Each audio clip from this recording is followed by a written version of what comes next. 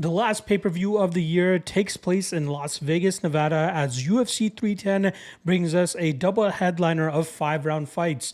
In the main event, we got the flyweight champion Alexandre Pantoja looking to defend his title successfully for the third time as he takes on UFC newcomer and current/former risen bantamweight champion Kai Asakura, a rarity that we see a UFC newcomer get a main event slot and an immediate title shot, but that's the lore and the hype that Kai Asakura has been able to create for himself across the pond or over there in Japan. And then in the co-main event, we got a welterweight #1 contender fight as we have Shatkat Rakhmonov, who was actually supposed to take on Bilal Muhammad on this card, but an injury to Muhammad has pulled him out of it. And in steps Ian Machado Garry, who was originally scheduled to take on Joaquin Buckley next weekend to headline the UFC Tampa card.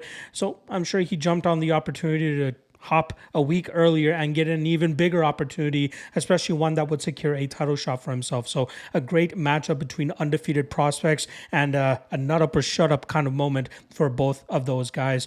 We got a bunch of other great fights on the card I'm very much looking forward to, not to mention the curtain jerker for the pay-per-view card between Choi and Nate the Train Landwehr. That should definitely be up there in terms of fight of the night candidates. And then obviously returning Dominic Reyes looking to get his hand raised once again.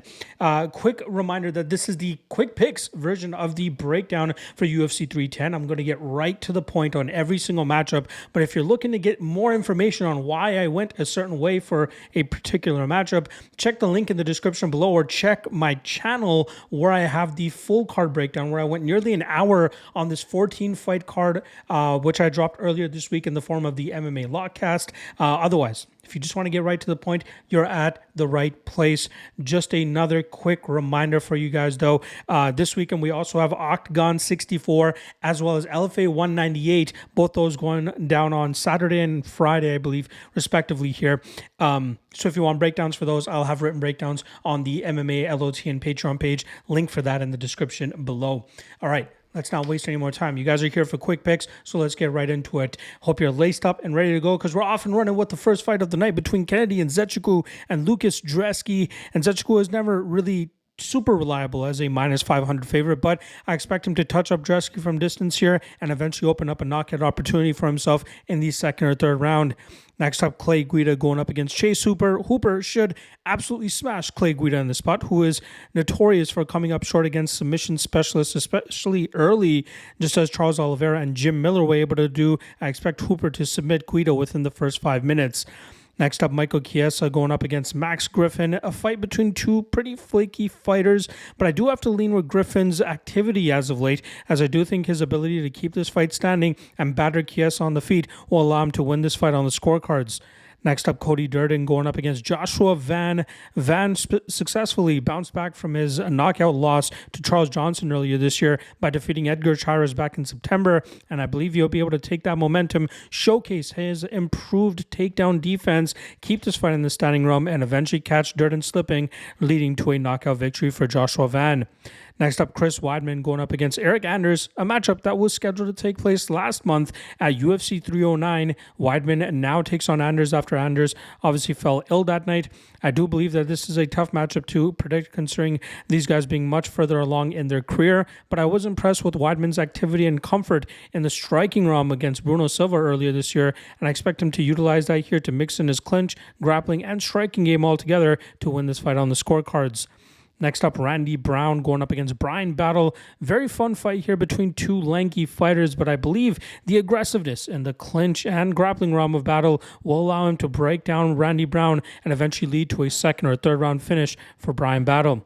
Next up, Movsar Evloev going up against Aljamain Sterling in a high-stakes featherweight matchup, but I do believe Evloev's grappling ability and scrambling will keep him out of too many bad positions from Sterling, who is looking to get his grappling going, but I do think Evloev can remain in dominant position or even utilize his defensive grappling so he can stay upright and touch up Sterling, who doesn't often look that comfortable in the striking realm.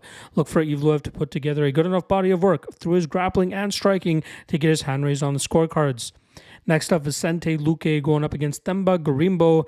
Gorimbo stepping in for Nick Diaz, and this is actually a spot that he called for after he defeated Nico Price back in October. And I do believe that we're seeing a much depleted and diminished version of Vicente Luque recently. And I think Gorimbo will be able to take full advantage of that. And it was not a good sight to see Luque reacting as badly as he did to the shots that he was eating from Buckley earlier this year. And I think Gorimbo can put on just as much power and eventually find that big shot to put Luque away. I like the under 2.5 here, but I'm going to go Gorimbo by knockout. Next up, Dominic Reyes going up against Anthony Smith. Reyes was able to get back onto the winning streak or winning ways last time around by knocking out Dustin Jacoby, and I believe that was due to Jacoby's over-aggressiveness. Anthony Smith likely will not be as aggressive, and I think that will lead to Reyes touching up Smith from distance throughout the course of 15 minutes and getting his hand raised on the scorecards. Next up, Nate Landwehr going up against Duho Choi in a fight that is sure to provide fireworks. I do have to lean with the technical striking advantages of Choi and seeing the confidence that he probably gained from knocking out Bill Alger earlier this year. He probably is going to be able to counter Landwehr off his back foot and find a big shot within 1.5 rounds to get a knockout victory. Next up, Bryce Mitchell versus Kron Gracie in a very weird stylistic matchup here. Both guys grapplers, but I do believe that Mitchell will be able to take control of this fight, whether it's grinding out Gracie from that top position or at least keeping him on comfortable positions and winning this fight strictly just being in a dominant position. Gracie does not have much to offer other than his jiu-jitsu, and I think that will allow Mitchell to dictate the pace and eventually win this fight on the scorecards. Next up, a rematch between Cyril Gane and Alexander Volkov from a fight that was actually a main event back in 2021 for a fight night. Now Gane only needs 3 rounds to try to utilize his style to get the better of the streaking Alexander Volkov. I'm expecting Gane to utilize his footwork, speed, and striking to get the better of Volkov once again, staying away from any type of grappling threat that Volkov might look to implement or even some of the power shots that he likes to throw. I do believe that Gane is still the better mixed martial artist here, and I expect him to win this fight on the scorecards. Next up, the co-main event, 5 rounds between Shavkat Rakhmonov and Ian Machado Garry. Although I do not agree with the line being as wide as it is in favor of the relentless and aggressive Rakhmonov, I do believe Garry could provide some resistance with his technical striking and walk Rakhmonov into some shots, but I do believe the ultimate difference maker is going to be the aggressiveness in Rakhmonov, which eventually wears down Garry and leads to a finish for Rakhmonov within rounds 3 or 4.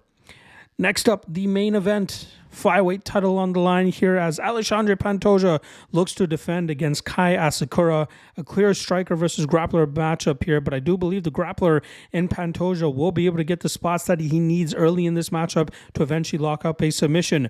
Asakura could definitely be dangerous in the 3rd, 4th, or 5th rounds if he's able to stop the takedowns and showcase his superior gas tank, but I think that Pantoja will make it a short night by finding the back of Asakura and eventually getting a submission within the first 2 rounds. And still, flyweight champion Alexandre Pantoja. There you guys go. Quick picks for UFC 310, all 14 fights for you guys.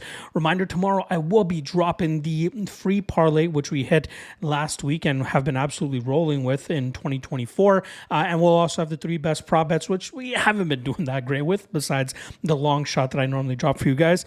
So stay tuned for that. I'll catch you guys Friday. See you guys then. Peace.